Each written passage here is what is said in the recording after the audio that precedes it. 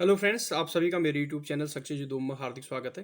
Friends, जैसा कि हम उत्तराखंड हाई कोर्ट सहायक समीक्षा अधिकारी मेंस की तैयारी कर रहे थे, तो उसमें इंग्लिश ग्रामर को लेके मैं आपके सामने प्रस्तुत था। तो सिंपल सेंटेंस की बात हो रही थी। तो सिंपल सेंटेंस, टेंस और मॉडल हेल्पिंग वर्ब्स की जानकारी हमें होना आवश्यक है, ताकि हम ट्रांसलेशन को अच्छी तरह से कर सकें। यानी ट्रांसलेशन को करने के लिए हमें ये चीज़ें ज़रूरी हैं। उस ट्रांसलेशन या अनुवाद में अगर हम हिंदी से अंग्रेजी या अंग्रेजी से हिंदी में ट्रांसलेशन करेंगे, तो हमें वहाँ पर वाक्यों की पहचान करनी होती है। वाक्य किस प्रकार का, सिंपल सेंटेंस का है या टेंस का वाक्य है या मॉडल हेल्पिंग वर्ब का वाक्य है।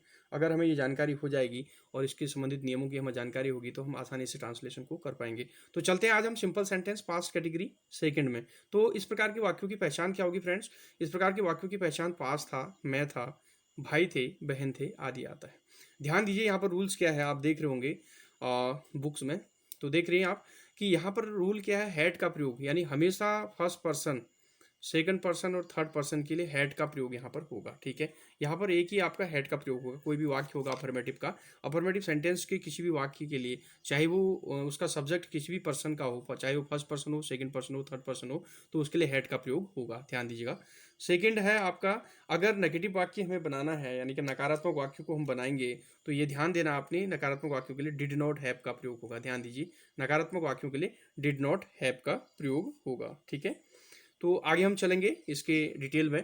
तो देखेंगे कि अफर्मेटिव, नेगेटिव, इंटेरोगेटिव और इंटेरोगेटिव नेगेटिव सेंटेंस के लिए क्या रूल हैं इसके। तो फ्रेंड्स, यहाँ पर आप देख रहे होंगे अफर्मेटिव सेंटेंस के लिए सब्जेक्ट, फिर उसके बाद हैड, फिर उसके बाद ऑब्जेक्ट। ठीक है, नेगेटिव सेंटेंस के लिए subject plus did not have. ध्यान दीजिए, इसको बहुत इंपॉर्टेंट है, डिड नॉट हैव याद रखना आपने, प्लस ऑब्जेक्ट।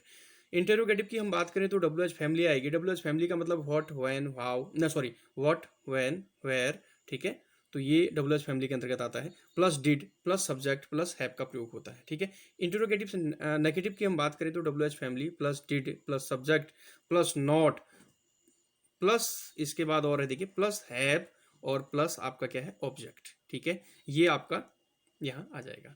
ठीक है, तो ये थे आपके rules simple sentence past category second में अफर्मेटिव, नेगेटिव, इंटेरोगेटिव और इंटेरोगेटिव नेगेटिव के रूल्स थे। तो फ्रेंड्स, चलते हैं आपका जो है आगे।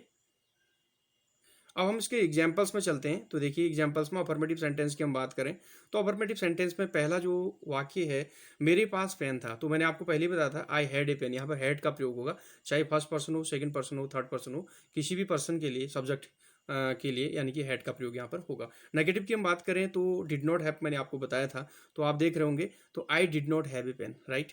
उसके बाद इंटेरोगेटिव की हम बात करें तो यहाँ पर did I have a pen, क्या मेरे पास पेन था। ठीक है, क्या मेरे पास पेन था, यानी कि यहाँ पर यस और नो आ रहा है, तो डब्ल्यू एस फैमिली नहीं आई है। हो भी सकता है, नहीं भी हो सकता पेन, है ना। तो did I have a pen. Next है इंटेरोगेटिव नेगेटिव, यानी कि इसमें नॉट भी आएगा और आपका इंटेरोगेटिव सेंटेंस भी आएगा, तो यानी कि did I not have a pen. ध्यान दीजिए, did I not have a pen. तो ये था आपका अफर्मेटिव, नेगेटिव, इंटेरोगेटिव और इंटेरोगेटिव सेंटेंस के एग्जाम्पल्स। ठीक है, तो एक और देखिए आप एग्जाम्पल्स। तो फ्रेंड्स, यहाँ पर देखिए, उसके पास 3 किताबें थी, तो सीधे सीधे क्या हो जाएगा, ही हैड 3 बुक्स, राइट। अब देखिए, रवि के पास, फिर सेंटेंस देखिए, रवि के पास कुछ था, इसका अफर्मेटिव हम बनाएंगे तो रवि हैड समथिंग, यानी कुछ था, यानी कि समथिंग आ जाएगा। ठीक है, यानी कि इस प्रकार के वाक्यों में अफर्मेटिव में समथिंग का प्रयोग होगा, कुछ था के लिए। ठीक है, ध्यान दीजिए, अगर नेगेटिव होगा तो वाक्य में समथिंग के स्थान पर एनीथिंग होगा। ये थोड़ा सा इसका नियम है, ये आप याद रख लीजिएगा। तो रवि हैड समथिंग। अब नेगेटिव की हम बात करें तो Ravi did not have anything. आप समथिंग की जगह एनीथिंग आ गया जब नकारात्मक वाक्य का प्रयोग हो रहा है। इंट्रोगेटिव की हम बात करें तो इंट्रोगेटिव में आप देखिए, डिड रवि हैव समथिंग, क्या रवि के पास कुछ था। ठीक है, तो इंटरोगेटिव सेंटेंस आ गया, तो डिड रवि हैव समथिंग। ठीक है, उसके बाद आप देख रहे हैं इंटरोगेटिव नेगेटिव की सेंटेंस की बात करें तो did Ravi not have anything, right. तो या एक और हो सकता है डिडंट रवि हैव एनीथिंग। ठीक है, तो ये था आपका अफर्मेटिव, नेगेटिव, इंटरोगेटिव और इंटरोगेटिव नेगेटिव सेंटेंस। तो चलते हैं कुछ और सेंटेंस में इसके। तो फ्रेंड्स, यहाँ पे देखिए, रवि के पास क्या था। ठीक है, तो इंटरोगेटिव सेंटेंस है क्या, यानी what did Ravi have, right. Ravi के पास क्यों था। अब देखिए, इंटरोगेटिव सेंटेंस है क्यों, क्यों के लिए वाई का प्रयोग होता है, तो वाई डिड रवि हैव। ठीक है, तो उसके आगे देखिए और सेंटेंस, और यहाँ पर देखिए कुछ और सेंटेंस, उसके पास कुछ पानी था। ध्यान दीजिए, ही हैड सम वाटर्स। ठीक है, मैंने आपको बताया अफर्मेटिव सेंटेंस है तो हैड का प्रयोग होगा, तो ही हैड, चाहे वो कोई भी आपका सब्जेक्ट हो, फर्स्ट पर्सन का हो, सेकंड पर्सन, थर्ड पर्सन का सब्जेक्ट हो, उसके सभी के साथ हैड का प्रयोग होगा। यहाँ पर ये विशेष ध्यान देने वाली बात है और बहुत ही सिंपल है याद करना। ही हैड सम वाटर, ठीक है। नेगेटिव सेंटेंस की बात करें तो he did not have any water, right. तो डिड नॉट हैव का प्रयोग मैंने आपको बता दिया था, ठीक है। तो he did not have any water, ठीक है। या ये हो सकता है ही हैड नो वाटर। देखिए इंटरोगेटिव सेंटेंस की हम बात करें यहाँ पे, तो did he have some water, ठीक है। क्या उसके पास कुछ पानी है, क्या उसके पास कुछ पानी था, तो did he have some water.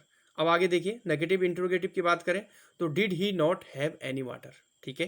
तो नेगेटिव इंटरोगेटिव दोनों आ गए इसमें।